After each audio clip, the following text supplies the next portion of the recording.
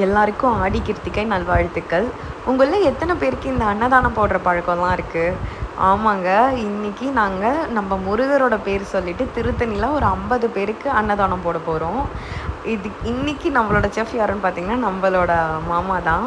ரொம்ப சூப்பரா சமைப்பாங்க. அது வந்துட்டு சொல்லுவாங்க பார்த்தீங்களா, நம்ம வந்துட்டு சாமிக்காக சமைச்சா எப்படியாப்பட்ட சாப்பாடும் சூப்பரா தான் இருக்கும் அப்படின்ட்டு. நானு, எங்க மாமாலாம் ரெகுலர் செஃப்லாம் இல்லைங்க. எல்லாருமே வந்துட்டு ஏதோ சமைப்போம்.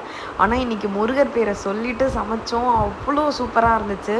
சாப்பாடு கொஞ்சம் கூட குழையல. காரம், உப்பு எல்லாருமே பெர்ஃபெக்ட்டா இருந்துச்சு.